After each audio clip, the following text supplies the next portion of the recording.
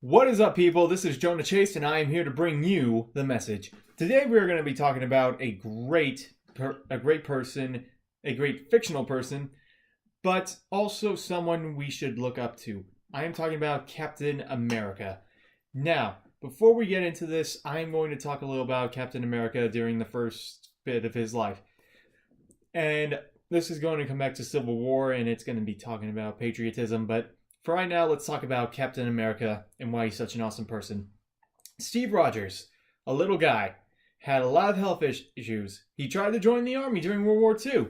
Now, I respect the crap out of this guy because he didn't let the big guy push him down. He stood up to the big guy even when he knew there was going to be overwhelming force against him. He was outpowered, outmanned. He was just not quitting, though.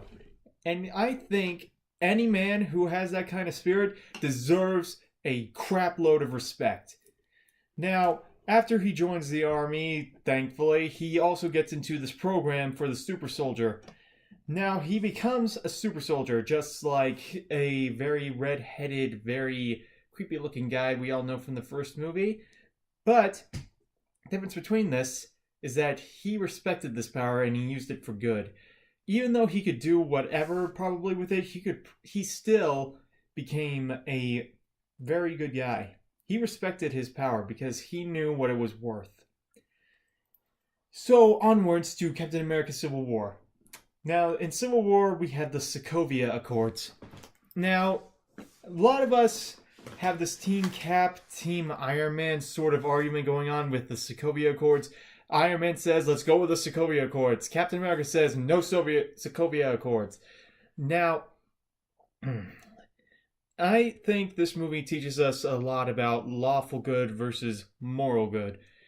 And, there's this little gray area in lawful and moral. Vigilantes, like, all those other comic book heroes, they sometimes have to go outside the law in order to get justice.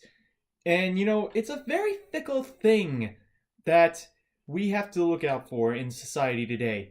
What is good by laws and what is good by our morals, by our hearts, by what we feel. And I'm going to agree that the law is a good thing to have there to keep structure, to keep order, but more often than not, having a moral sense of right and wrong is better than having a lawful sense of right and wrong, because it just takes you to where you need to go, and it can take you where it has to go. I mean, seriously, there is a lot of corruption in society today. Let's just get that out there right now. That is an unavoidable thing to talk about. Now, Captain America, because he rejects the Sokovia Accords, he is seen as an unlawful and unjust person because of that. I say otherwise. Captain America stands by his beliefs because he knows that the Avengers cannot be kept on a leash because they will be needed for times of crisis. And if they're just on a leash like lapdogs, then they can't help who they need to help when they need to do it.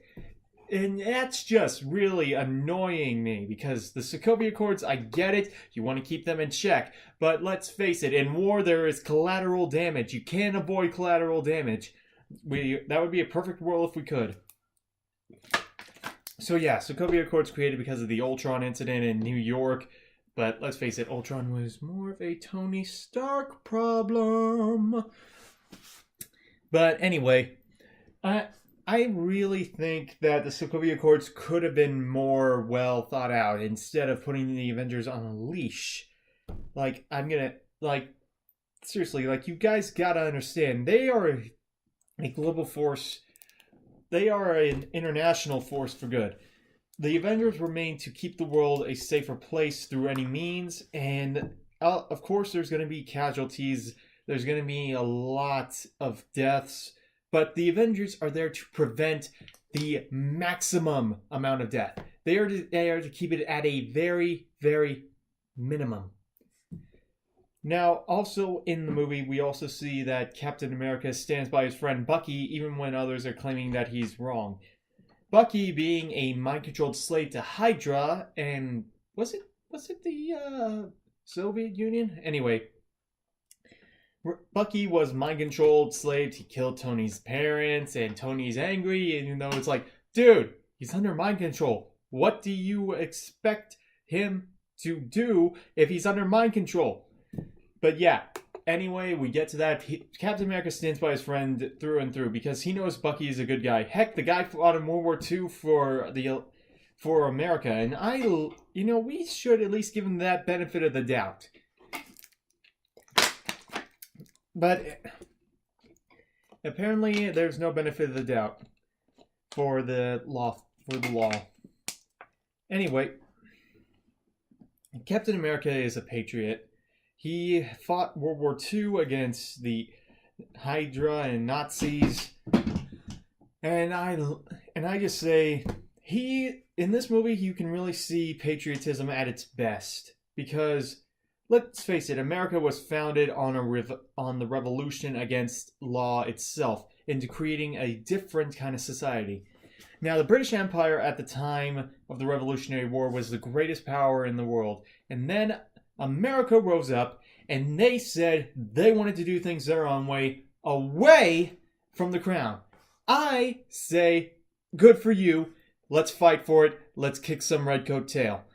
Now, the Revolutionary War is basically a war on a lawful system. Well, not very lawful. It's not very just because King George is like, do what I say or else. And the founding fathers said, we've had enough. Now, in Captain America, this is a really good example because we are talking about our moral rights and our moral opinions versus the opinions of the people behind the desks and suits. Because not all of them know what it's like. Okay? But Captain America knows this. Captain America knows what it's like out there in the world. And, the Revolutionary War, they wanted independence. They wanted everyone to be an individual. They wanted everyone to have their own ideas, their own opinions, their own religions. In fact, they wanted freedom. They wanted everyone to have equal opportunities. Then the British Empire just wouldn't give it to you. No! You had to have a name. You had to have titles. But then they said, no more names, no more titles.